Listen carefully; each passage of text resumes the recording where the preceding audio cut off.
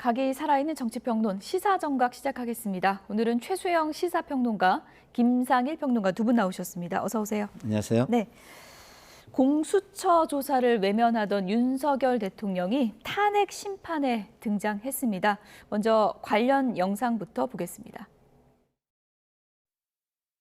윤석열 대통령은 남색 정장에 빨강 넥타이를 메고 헌법재판소 탄핵 심판정에 들어섰습니다. 구속된 피의자 신분이지만 정상적으로 대통령 업무를 볼 때와 크게 다르지 않은 모습이었습니다. 피청구인 본인 나오셨습니까? 저의 이 탄핵 사건으로 고생을 하시게 해서 우리 재판관님들께 송구스러운 마음입니다. 저는 자유민주주의라는 신념 확고히 가지고 살아온 사람입니다. 여러모로 잘 살펴주시기를 부탁드리겠습니다. 계엄 선포 후 국회에 모인 국회의원들을 끌어내라고 지시한 적이 있으십니까? 없습니다. 계엄을 선포하기 전에 어떤 선거의 공정성에 대한 신뢰에 좀 의문이 드는 것들이 많이 있었고, 부정선거 자체를 색출하라는 것이 아니라 선관위의 전산 시스템을 전반적으로 스크린할 수 있으면 해봐라. 선거가 전부 부정이어서 믿을 수 없다 하는 그런 음모론을 제기하는 것이 아니라 팩트를 확인하자는 그런 차원이었다는 점을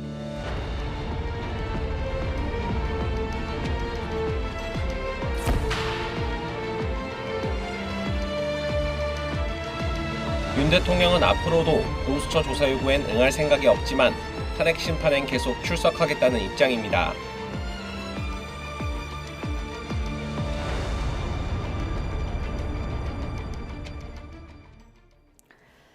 네, 헌재 계속 나오겠다. 윤석열 대통령이 이런 입장을 밝혔습니다. 어제 장면을 저희가 영상으로 좀 모아봤는데 재판관들에 대한 태도 혹은 뭐 답변 방식 어떻게 보셨습니까? 지금 사실 헌재 재판관들이 이제 그 헌법재판소를 대리하는 걸로 보이지만 대통령이 여기에 공개된 장소이기 때문에 사실상 국민과의 대화를 한다고 봐도 무방하다고 볼 수가 있겠죠. 그러다 보니까 대통령 헌재 출석에서는 그 직접적으로 이렇게 그 정장을 갖춘 또 모습도 모습이지만 거기를 통해서 국민들과의 그 대화, 그다음에 그 12.3 계엄이 대통령으로서의 비상대권을 발령하는 데 있어서 정당성과 위법하지 않았던 그런 당위성들 이야기하는 그런 장소를 삼겠다는 전략을 가진 것 같고요. 어쨌든 지금 앞으로 계속 이제 헌재 변론에 계속 출석하겠다는 것 아닙니까?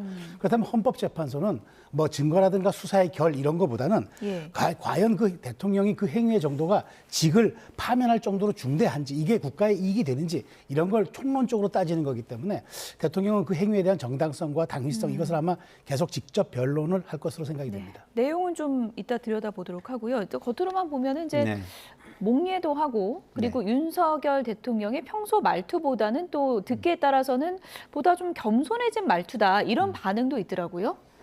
본인의 운명을 결정하는 재판부 앞이니까 그건 너무 당연한 거 아니겠습니까? 거기에 무슨 오만한 태도를 보인다든가 본인의 어떤 뭐 권력을 과시하려고 한다든가 그런 태도를 보이면 재판에 악영향을 줄 거예요. 그러니까 모든 사람이 재판정에서는 진짜 뭐 이거는 마지막이다, 막장이다, 방법이 없다라는 때 외에는 다 그런 태도를 보인다 이런 생각이 들고요.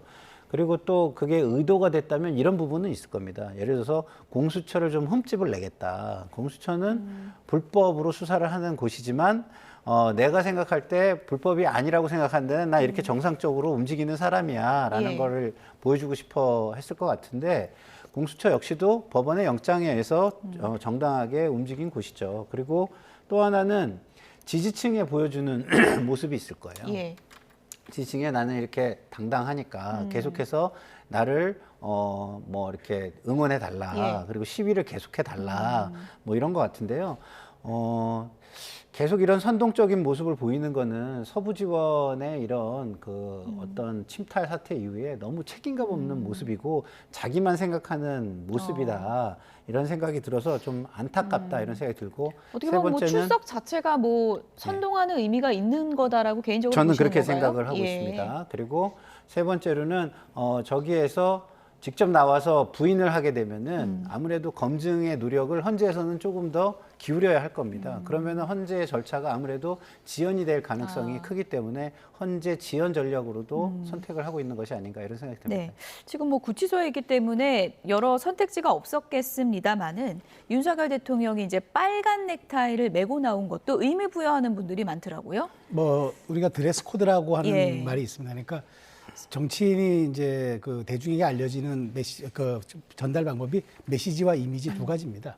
두 가지 메시지와 이미지를 통해서 본인에게 전달하는데 계엄 당일날 입었던 양복과 비슷한 색깔, 그 남색 예. 계열, 그다음에 또 거의 비슷한 넥타이 이 얘기를 했다는 거는 저희가 저는 이렇게 또 한눈에 비교하도록 그렇습니다. 화면을 그러니까 준비해봤습니다. 거의 흡사합니다. 그러니까 예. 제가 봐도 뭐 똑같은지 모르겠지만 거의 예. 유사하다고 본다면은 드레스 코드가 있는 거죠. 왜냐하면 물론 뭐 지금 구치소에 있다 보니까 그 뭐 양복을 고르고 하는 그 여러 가지 경황이 없었다 이렇게 해석할 수도 있겠으나 저는 그 계엄이라는 행위가 대통령의 권한 내에서 이루어진 선포권의 행위고 그다음에 그것은 국가 전시나 사변인 국가 비상사태이긴 하지만 대통령이 국가를 운영함에 있어서 국정 운영에서의 비상사태라고 판단해서 내가 했다. 그리고 예. 이것을 변론하러 나오는 이 한 헌재 심리에서도 똑같은 복장과 그걸 유지함으로써 메시지의 일관성과 함께 당위성, 그다음에 대통령이 그 당시에 있었던 절박성까지도 그대로 갖고 나오는 일관된 전략으로 보여서 앞으로 뭐 여러 가지 상황이 있겠습니다만 오늘 첫 변론이기 때문에 예. 저렇게 대통령의 의상도 주목받을 수밖에 없는 이유고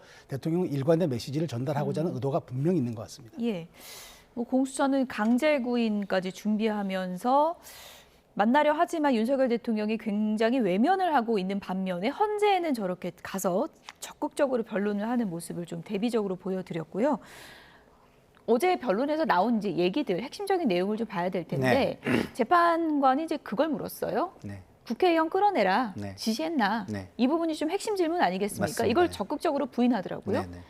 그러니까 적극적으로 부인을 하면 또 그걸 확인하는 과정이 필요하지 않습니까? 그래서 아까 말씀드린 대로 헌재의 과정을 좀 지연시키려는 것 같고요. 예. 끌어내라고 한 지시가 없이 군인들이 거기를 그것도 젊은 군인들이 들어가서 그런 불법 행위를 했다고요? 군인이 어떻게 국회를 마음대로 들어갑니까? 총기를 들고 그거를 스스로 했단 말입니까?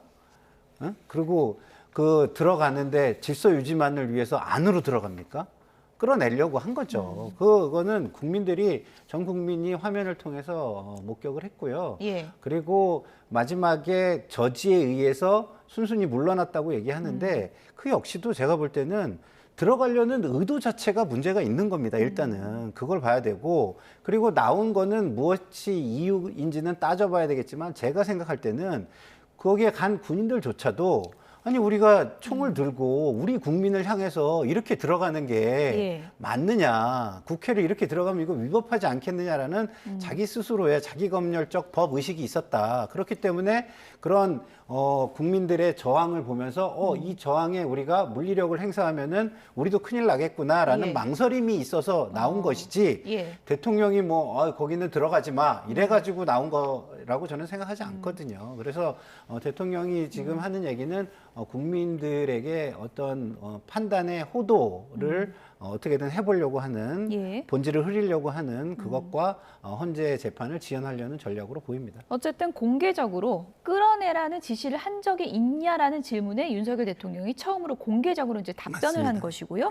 윤 대통령의 이제 답변과 홍장원 전 국정원 1차장이나 곽종근 전 사령관, 조지호 경찰청장의 앞서 나왔던 증언과는 너무나 배치된다. 그렇죠. 지금 이런 반응이 나오고 있는 거잖아요. 맞습니다. 예. 지금 그 주요 관련 종사자들은 윤 대통령이 직접 지시를 받은 것으로 이미 얘기를 했고 그 예. 국회에서 증언했던 회의록은 증거로 채택이 돼서 헌재에 지금 제출돼 있는 상태입니다. 그런데 윤석열 대통령은 없습니다라는 딱 네 글자로 단호히 부인했습니다. 예. 자 그렇다면 이제 진실 게임 양상이냐? 물론 이제 그렇게 볼 수는 있겠으나 예. 저는 어쨌든 윤석열 대통령은 직접 증거의 지시가 없다라는 것을 얘기를 하는 겁니다. 그러니까 받은 사람들은 주요 관련 종사자들은 현장 지휘관입니다. 그러니까 예. 다시 말해서 중간 단계라고 할 수 있는 김용현 전 장관의 지휘를 받은 사람들입니다. 예. 그런데 김용현 전 장관의 지휘를 받아서 했던 것이냐 아니면 대통령의 통화를 직접 받아서 했다라고 얘기는 하는데 저는 이제 여기에 대해서 비화폰은 들여다볼 수 없는 상황이고 그다음에 여기에 대해서 녹취록을 가지고 올 수 없으니까 예. 핵심 증거가 이렇게 부인되는 상황에서 과연 이것이 탄핵 소추가 될 수 있느냐라고 대통령 측은 주장을 하는 것 같아요. 뭐 그래서 녹취 같은 증거는 그건 없지 없는 않느냐. 거죠. 그렇기 예. 때문에 사실관계는 엄밀히 따져봐야 예. 하는데 중요한 거는 헌법재판소는 법정신에 부합하느냐는 일종의 두괄적이고 그다음에 좀 말하자면 총론적인 그런 입장을 다루는 것이고 예. 사법 절차 측면에서의 지금 형사소송법으로 제기되는 재판 트랙에서는 아마 이런 부분들이 다뤄질 것 같은데 헌재에서는 제가 보기에 아주 꼼꼼하게 따질 것 같지는 않고 다만 이제 양쪽이 배치되는데 헌재 재판관들이 증거가 없을 때는 어떻게 판단하냐가 유무일 것 같아요. 그러니까 예. 일종의 말하자면 개연성 여부를 판단하는 게 핵심 사유가 될 것 같은데 예. 대통령은 일관되게 이렇게 얘기하니까 앞으로 헌재 재판관들이 평의를 통해서 어떻게 판단할지 한번 지켜봐야 되겠습니다. 어쨌든 지금 공수처가 오늘 오전에 대통령실하고 이제 관저 압수수색 지금 진행 중이라고 하고 거기서 이제 비화폰 서버를 확보하려고 지금 노력 네. 중이라고 하는데 그게 직접적인 증거가 될지는 봐야 될 것 같고요. 네. 어쨌든 윤 대통령이 이제 나는 지시한 적이 없다라고 하는 거는 직접적인 증거가 없고 진술만 있는 거 아니냐 그런 또 전략이 있을 수 있을 것 그렇죠. 같거든요. 그러니까 예. 계속 뭐 말씀을 드리게 되는데 결국엔 조금 더 시간을 끌어보려는 거예요. 예를 들어서 그 증언이라는 것이 예. 말이 맞춰지기 전에는 사람들이 자기의 상황 속에서 증언을 하게 되지 않습니까? 그런 증언이 가장 어떻게 보면은 정확한 증언이라고 보는 게 맞고요. 대통령이 담화나 메시지를 통해서 입장을 정리해 준 거에 맞춰서 지금 증언들이 나오는 것은 예. 대통령의 어떤 위상이나 이런 거에 좀 어느 정도 압박을 느껴서 최대한 거기에서 맞춰서 증언을 하려고 하는 모습을 보이는 거 아닌가 저는 개인적으로 이렇게 판단합니다. 그리고 무엇보다도 대통령의 저 말은 저는 신빙성이 굉장히 인정해 주기 어렵다고 하는 게 지휘관들이 예. 그러면은 내란 우두머리란 말입니까? 내란 우두머리의 책임을 그 지휘관들한테 군 지휘관과 경찰 지휘관한테 지금 떠넘기는 듯한 얘기 아닙니까? 그러면 저분들이 왜 우두머리 역할을 할 이유가 뭐가 있습니까? 이런 여러 가지 정황 증거, 그 다음에 구체적인 진술 이런 걸로도 예. 증거가 지금 확보가 안 된다기보단 확보되는 걸 사실상 막는 거잖아요. 대통령의 힘 예. 그리고 그 대통령의 자리가 갖는 어떤 권한, 보안이라는 이름에 의해서 막을 수 있는 어떤 그런 힘 때문에 증거를 지금 확인하지 못하는 부분도 많기 때문에 저럴 네. 수 있는 거 아닌가 이런 생각이 듭니다. 어쨌든 윤 대통령이 이제 배치된 진술을 이제 어제 한 거고요. 영장 심사에 이어서 헌법재판소 재판관도 핵심 질문으로 거론한 것은 바로 이 부분입니다. 비상입법기구 쪽지를 준 적이 있느냐 이 질문인데요. 이 부분에 대해서 윤 대통령이 어떻게 답변을 했는지 들어보시죠. 국가 비상입법기구 관련 예산을 편성하라는 쪽지를 기획재정부 장관에게 준 적이 있으십니까? 저는 이걸 준 적도 없고 그리고 나중에 이런 계엄을 해제한 후에 한참 있다가 언론에 뭐 이런 메모가 나왔다는 것을 기사에서 봤습니다. 근데 그 기사 내용도 조금 부정확하고 그러면은 이거를 만들 수 있는 사람은 국방장관밖에 없는데 국방장관이 그때 이제 부속이 돼 있어서 구체적으로 확인을 못했습니다. 그런데 그 내용을 보면 좀 그 내용 자체가 좀 서로 좀 모순되는 것 같기도 하고. 정확히 말씀드리면 저분종을 주셨는데 당시에 저는 그게 무슨 내용인지 모르고 경황이 없어서 주머니에 넣었었습니다. 비상입법기구가 뭐죠? 비상입법기구 모르시나요? 그게 뭔데요? 네, 김용환 장관이 본인이 썼다고 하던데요. 비상입법기구라는 건 없습니다. 지지자 결집 의도가 깔려 있는 거 아니냐는 얘기도 나오는데. 그 정치적인 질문에 답변하지 않겠습니다. 오늘 변호인 몇 명 나오세요? 네, 대통령 측 변호인 입장까지 들어봤습니다. 그러니까 윤석열 대통령은 어제 쪽지를 준 적이 없다는데 최상목 대행은 저분 쪽지를 받았다 그러고 그러면 그거 어떻게 된 거예요? 그 최상목 대행의 말이 두 가지로 압축됩니다. 그러니까 예. 받은 건 받은 건데 예. 두 번째 국회 상임위 답변에서 뭐라 했냐면은 예. 대통령으로 받았는지 실무자로부터 받았는지 정확치는 않다고 했습니다. 아. 그 얘기를 분명히 했고요. 예. 그 다음에 이제 여기서 이제 그 각 장관들이 오늘 이제 국회 보니까 지금 국정조사에서도 그 얘기가 나오던데 조태열 장관만 쪽지의 존재를 기억하고 나머지 쪽지의 존재를 저는 기억하지 못한다고 했습니다. 그래서 전 대통령의 발언, 어제 헌재 발언 중에서 아주 유의미하게 지금 제가 흥미롭게 들여다본 지점이 서로 모순되는 지점이 있다고 얘기를 했잖아요. 근데 이게 뭐냐면은 현행 우리가 갖고 있는 계엄 선포권에는 국회 해산권이 없습니다. 국회를 해산할 권한이 없는데 대체할 입법기구를 어떻게 만듭니까? 그러니까 해산권이 있다면 대체할 입법기구를 만든다는 말은 논리적으로 성립이 됩니다. 왜냐하면 그것을 무력화시켰기 때문에 그 기능을 대행할 헌법기구를 또는 입법기구를 만드는 건 말이죠. 근데 해산권이 없는데 어떻게 가능합니까? 그러니까 저는 이게 말이 대통령 저 워딩은 이게 논리적으로 맞느냐. 그래서 지금 이 작성 주체도 거의 김용현 전 장관으로 지금 그 진술은 거의 일치되지 않습니까? 대통령이 처음에 기억이 안 난다고 했다가 아마 좀 왔다 갔다 해서 장관이 구속됐기 때문에 확인을 못했다고 해서 그 말은 맞는 것 같은데 그렇다면은 저는 이 입법기구에 대해서는 대통령의 지시가 아니라 포고령 문제도 마찬가지입니다만 대통령의 지시가 아니라 평소에 대통령의 의중을 알아서 명찰한 김용현 전 장관이 쭉 그렇게 썼을 수 있다. 말하자면 제가 아까 말씀드린 대로 중간 지휘자의 역할에서 여러 가지를 자의적으로 판단했을 수 있다. 대통령 헌재 심리에서 이 부분을 한번 가려보겠다는 겁니다. 실무 집행자들은 그렇게 받아들였다 하더라도 내가 최종 우두머리 자격으로서 난 지시한 적이 없고 쪽지를 준 사실이 없기 때문에 이런 측면은 헌재에서 제가 아까 말씀드린 대로 총체적으로 다루는 것이 헌재이기 때문에 이런 점들은 내가 의도성이 없었다는 것을 분명히 확인하려는 발언 같습니다. 지금 일종의 좀 퍼즐 맞추기 같은데 그러니까 최상목 대행이 접은 쪽지는 받았는데 그게 윤 대통령이 준 건지는 확실하지 그렇지 않다. 않다는 발언도 했기 때문에 결국 그래서 저는 최 대행도 지금 아마 헌재에 증인으로 채택될 가능성이 높다. 왜냐하면 최종 확인할 수 있는 사람은 헌재에서 지금 최 대행밖에 없기 때문에 뭐 그래봐야 두 가지 발언으로 집약되겠지만 어쨌든 지금 진행되고 있는 사안은 일종의 뭐 약간 진실게임 양상으로도 가는 것 같습니다. 어쨌든 재판관이 이거 콕 집어서 물어봤다는 건 굉장히 중요한 중대한 사안이라는 거죠. 중대한 사안이라는 건데 이 쪽지와 관련해서 오늘 국정조사에서 말씀하신 것처럼 조태열 장관이 이런 답변을 했습니다. 어떤 답변이 나왔는지 얘기를 잠시 들어보시죠. 어쨌든 본인이 대통령으로부터 직접 쪽지를 받은 것은 맞다. 맞습니다. 제가 본회의에서 그렇게 답변했습니다. 장관께서도 명확한 입장을 계속해서 밝혀주시길 바라고요. 지금 보니까 그때 너댓분의 국무위원님이 왔다 그랬는데 그 정확하게 그 대통령이 장관님께 쪽지를 줄 때 볼 수 있는 상황 아니에요? 같이 와 있었던 국무위원들이.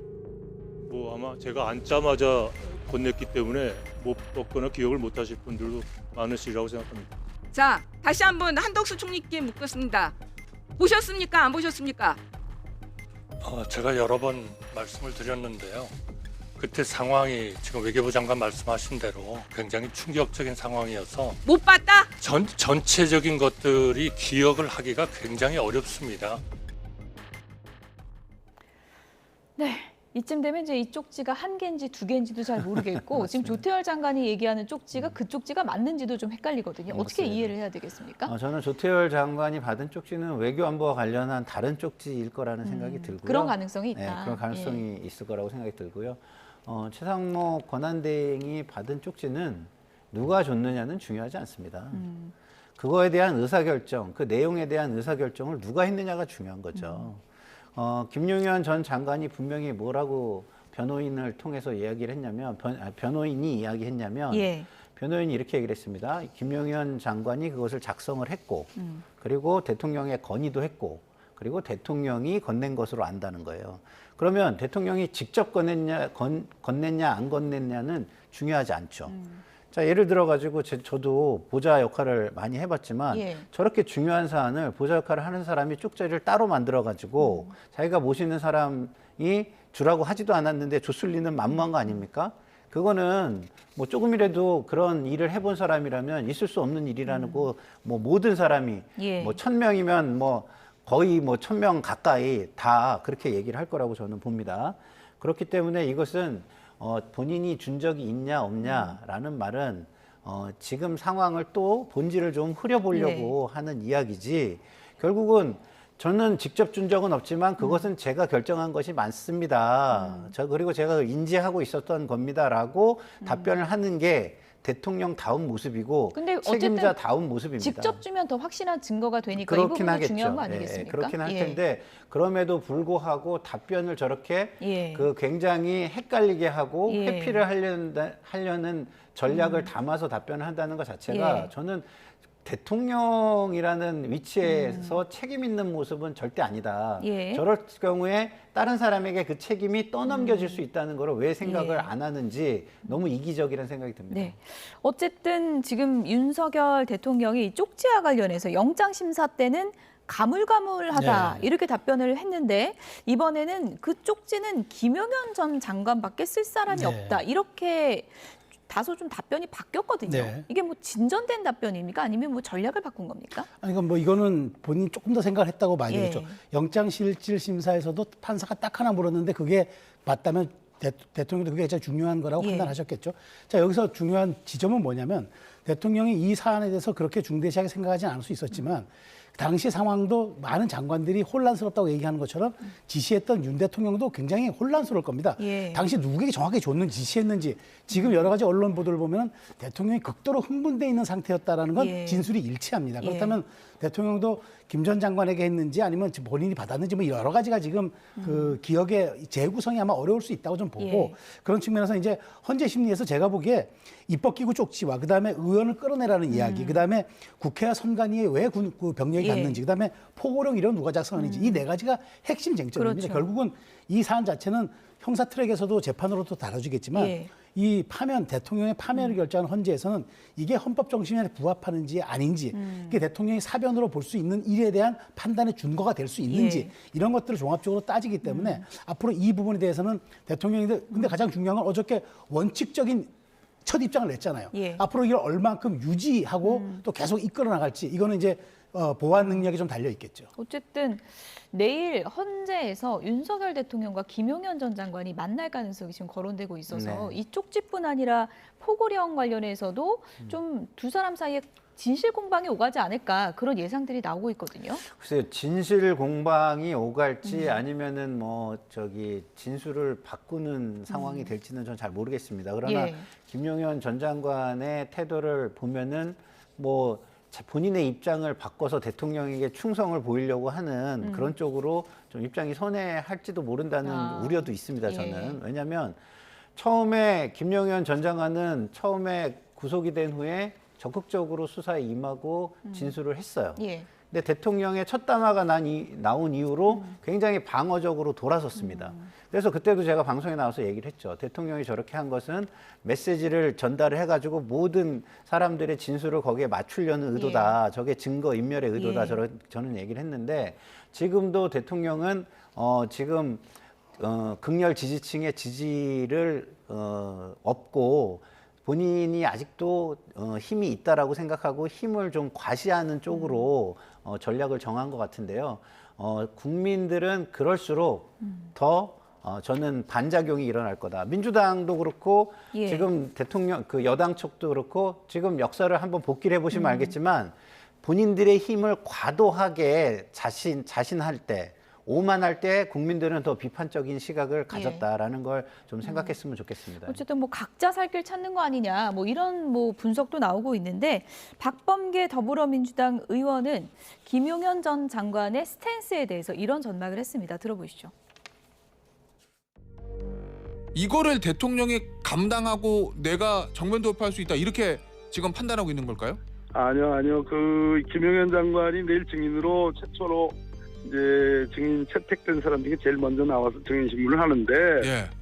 대체적으로는 대통령을 옹호하고 계엄의 정당성을 옹호하는 그런 대통령 편에 선 진술을 할 겁니다. 예. 그런데 이제 이 포고령과 관련해서는 지금 대통령의 진술과 서로 다르죠. 예. 근데 이것이 뭐 두 사람이 많이 쫑이 난 것이다 이렇게 보지는 않고요. 예. 포고령은 명명백백한 사실관계고 만약 포고령을 전적으로 윤 대통령 얘기처럼 김용현이 전적으로 한 것이다라고 하면 수계가 바뀝니다.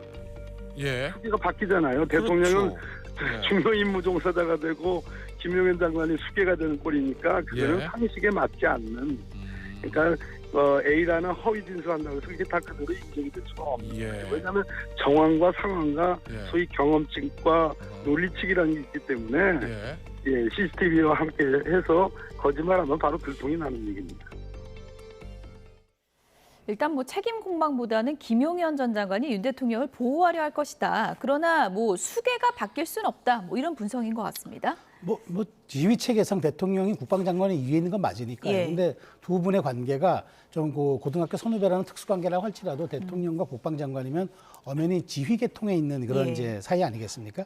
그런 측면에서 포고령 1호가 굉장히 중요한 또 현안이긴 한데 이것이 이제 대통령이 초안을 가지고 온 걸 부주의로 간과를 한 건지 아니면은 주도적으로 그 말하자면은 김 전 장관이 작성한 거를 대통령이 그냥 컨펌 일종의 승인만 해준 건지 이거에 대해서는 엇갈리지만 그래도 결국 대통령이 승인해서 이 포고령이 인쇄됐다는 점은 그건 부인할 수 없는 사실이겠죠. 왜냐하면 허위 보고를 하거나 아니면 우회로 도장을 거꾸로 찍지 않았을 이상 대통령의 책임으로부터 자유로울 수는 없는데 그런데 이제 저는 이제 여기서 중요한 거는 포고령에 대해서 내용도 중요하지만 그 안에 하나하나를 들여다보면은 과연 거기에서 이제 위헌 위법성들도 들여다보겠죠. 그런데 결국 제가 아까 말씀드렸지만 그 헌재는 뭐 아주 디테일한 그런 증거 능력보다는 개연성을 들여다보기 때문에 지금 뭐 그 김용현 전 장관이 이거를 본인이 주도적으로 작성하고 대통령의 그 수정 확인만 거쳤다고 얘기를 해도 어쨌든 대통령의 책임이 그렇다고 해서 사라지는 건 아니기 때문에 이 부분에서 저는 대통령이 책임을 회피하거나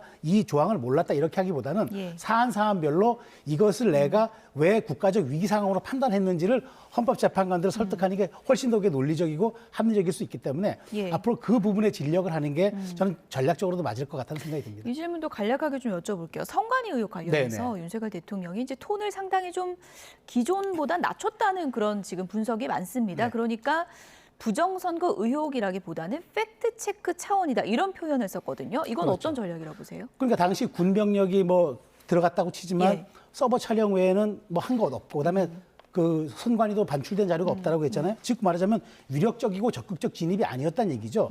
그렇다면 대통령이 그동안 얘기했던 그 이른바 부정선거에 대한 의혹, 그다음에 이것이 이제 부정선거에 대한 의혹이 아니라 선거 부실 관리에 대한 시스템의 문제, 이걸 한번 확인하기 위해서겠다. 근데 어찌됐건 선관위에 대해서는 직접 수사권을 할 수 있는데 국가기관이 없어요. 거기는 헌법기관이기 때문에. 그러다 보니까 저는 이제 이 얘기를 헌법재판소에서 일단 처음에는 로키로 간 것 같은데, 근데 중요한 건 대통령이 지난번 한번 그 서신을 한번 공개한 적이 있잖아요. 여기에는 중요한 거 3가지가 담겨 있습니다. 가짜 투표지 의혹이 있다. 그다음에 총체적 부정선거 시스템이 작동한 흔적이 있다. 그다음에 부정선거의 증거는 너무도 많다. 이렇게 얘기를 한 게 있어요, 이미. 그렇기 때문에 저는 어제는 총론적인 이야기를 했지만 앞으로 이 사례들을 입증할 수 있는 탄핵 심리는 이 현재 심리는 계속 앞으로도 이어지기 때문에 그 상황에서 이것들을 입증할 수 있는 후속 자료를 낸다면 저는 또 분위기와 완전히 이제 재판의 결이 달라질 수 있어서 심리의 결이 달라질 수 있어서 앞으로 대통령께서 오늘 어제 얘기한 총론과 나머지 이것을 부차적으로 조금 입증할 수 있는 그 뭐 증언 혹은 뭐 자료 이런 것들을 얼마큼 내세울 수 있느냐가 저는 관건이 될 것 같습니다. 문제 제기는 계속 할 거다. 이 부분이 그렇습니다. 핵심적인 부분 중에 하나로 다뤄질 거다 이렇게 보셨고요. 윤석열 대통령이 이렇게 헌재 탄핵 심판에 계속 나오는 것이 지지층 결집을 위한 것이다. 이런 분석들이 많이 나오고 있는데 최근에 여론조사 여러 가지 이제 동향에서 공통적으로 민주당의 지지율이 좀 하락세를 보이는 것 관련해서 언론 보도 보니까 뭐 이재명 대표도 이거 좀 알아봐라 왜 그런 건지 이런 얘기도 좀 있었다 하더라고요. 맞습니다. 그래서 뭐 알아봐서 뭐 보고도 했다고 합니다. 근데 보고 내용은 뭐 이재명 대표의 심기를 조금 생각하는 보고였던 것 같습니다. 왜냐하면 과표집이 됐다.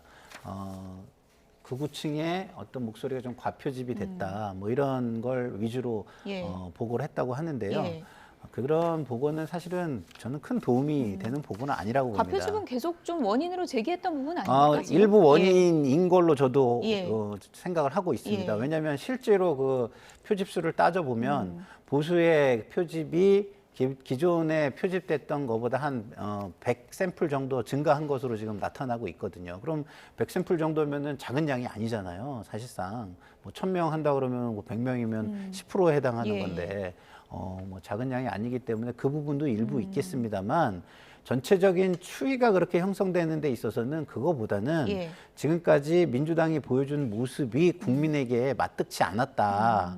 좀 과도했다. 이렇게 느껴지는 것입니다. 그래서 아까도 제가 말씀을 드린 것이죠. 그래서 지금 그런 여론조사가 나온다고 해서 대통령과 여당이 또 그거에 편승해가지고 과도하게 본인들이 과도한 행위를 하면 다시 그 흐름은 바뀔 것이다. 저는 이렇게 생각해요. 예. 민주당이 잘못한 건 이겁니다. 자, 삼권 분립이라는 게 있기 때문에 이런 불법적인 게 있으면 예. 불법 때 법치의 작동의 구도로 프레임을 놔뒀어야 돼요. 그리고 법치가 좀 느슨한 게 있다면 그걸 견제하고 비판하는 정도에서 머물렀어야 되는데 예. 뭘 체포를 하라는 둥 아니면 뭘 하라는 둥 아주 구체적인 가이드라인을 제시하는 듯한 모습을 보여서 국민들 입장에서 뭐 이렇게 되면은 지금 삼권을 다 민주당이 쥐고 가는 거냐라는 어떤 느낌으로 아마 보여졌을 겁니다. 그런 부분이 비판적으로 지금 드러나고 있다. 저는 이렇게 생각하는데 대통령 쪽에서 또 그걸 기회 삼아서 똑같은 모습을 보인다? 과거의 그 지지율로 저는 또 다시 복귀할 거라고 생각합니다. 이재명 대표 뭐 내일 신년 기자회견도 한다고 그러고 최근에 민생 행보를 강화하면서 사실상 대선 행보에 들어갔다 이런 시각도 있는데요. 오늘 아침 회의에서는 이재명 대표가 이런 얘기를 했습니다. 이재명 대표 얘기 잠시 듣고 오겠습니다. 윤석열 대통령실 벽에 걸린 구호가 다시 대한민국인데 그걸 쓰면 되겠냐는 논란이 있었습니다. 알면서도 제가 쓰자고 했습니다. 뭐 쥐만 잘 잡으면 되지 뭐 그게 흰 고양이든 뭐 까만 고양이든 회색 고양이든 무슨 상관이 있겠습니까? 그리고 또 말이 무슨 죄겠습니까? 말하고 행동하지 않는 게 문제겠죠. 우리 근대사의 가장 부정의한 사람이 바로 저는 전두환이라고 생각합니다. 사욕을 위해서 수없이 많은 사람들을 죽였지요. 군사 쿠데타를 통해서 이 나라 민주주의를 회생 못하게 파괴했죠. 그러면서 이 사람이 쓴 말이 정의사회 구현이었습니다. 가장 부정의하면서 정의라는 단어를 사용했지요. 지금 우리 사회에 필요한 진정으로 필요한 것은 헛된 말이 아닙니다. 헛된 이념 아닙니다. 진영 아닙니다. 이제는 탈이념, 탈진영의 실용주의로 완전하게 전환해야 됩니다. 네, 흑묘, 백묘 네. 뭐 이런 얘기까지 나왔는데 이제 중도층을 좀 잡겠다 이런 전략입니까? 네, 오늘 이재명 대표의 제가 말을 쭉 들어보니까 예. 이재명 대표만 모르고 있는 것 같아요. 이재명 대표의 진짜 위기는요. 예. 사법 리스크가 아니에요. 신뢰의 리스크입니다. 국민들이 지금 중요한 거는 이재명 대표가 어떤 말을 해도 믿지 않는다는 거죠. 그러니까 메신저가 위기에 처해 있는데 메시지의 질이 무슨 의미가 있겠습니까? 저는 이재명 대표가 완전히 지금 잘못 헛다리를 짚고 있다고 보고요. 흑묘, 백묘 얘기를 하는데 덩샤오핑의 이론을 차용해 와도 그것을 집행할 수 있는 사람이 국민적 동의할 수 있느냐. 간단히 말씀드리면 윤석열 대통령의 계엄과 탄핵이 윤석열 대통령 혼자 3년간 국정 운영해온 책임입니까? 아니죠. 윤석열 대통령과 사실상 한 몸으로 국정 파탄을 이끈 책임이 이재명 대표에게 없습니까? 국민은 지금 그걸 묻고 있는 겁니다. 그런데 저렇게 흑묘백묘 다시 뛰는 뒤에 대한민국 이런 오도하는 지금 상황 인식 저는 매우 우려하고 있습니다. 네. 끝으로 간략하게요. 지금 네. 뭐 비명계에서 목소리가 이제 조금씩 나오고 있는 것 같습니다. 이재명만 바라보는 민주당 괜찮냐. 이런 목소리가 앞으로 좀 확산될 가능성이 있다고 보십니까? 근데 그러려면은요. 예. 그런 목소리를 지속적으로 내면서 희생받는, 희생당하는 지도자가 있었어야 돼요. 근데 본인들의 희생을 당하지 않기 위해서 비겁한 모습을 보여주던 사람이 이 기회가 왔다고 그 이야기를 한다면 그거는 국민들은 기회주의로 보지 그것을 대단한 소신과 어떤 박수 쳐줄 어떤 용기 있는 모습으로 보지는 않을 거다라는 차원에서 그게 얼마나 파급 효과가 있을지는 저는 의문스럽다는 생각이 들고요. 네. 그러니까 이런 것은 진정성의 문제인 겁니다. 그래서 좀 전에 이재명 대표도 그런 거예요. 저는 이재명 대표의 행보는 중도를 지향하는 행보가 상당 기간 전에 벌써 이미 시작이 됐다고 저는 봐요. 근데 왜 그게 인정을 못 받냐는 건 진정성입니다. 대표가 그런 행보를 하면 그 측근들도 그 메시지를 받아가지고 같은 모습을 보여줘야 그게 대표의 진정성이라고 느껴질 텐데 지금은 국민들이 볼 때 그 측근들의 모습은 전혀 그렇지 않은 모습이잖아요. 그렇기 때문에 이것은 어떻게 보면은 롤플레이다라고 국민들한테 읽혀질 수 있는 부분이 있다고 저는 생각합니다. 비명계 목소리가 커질 것인가 여론조사 추이가 아무래도 변수가 될 것 같습니다. 최수영, 김상일 두 분이었습니다. 감사합니다.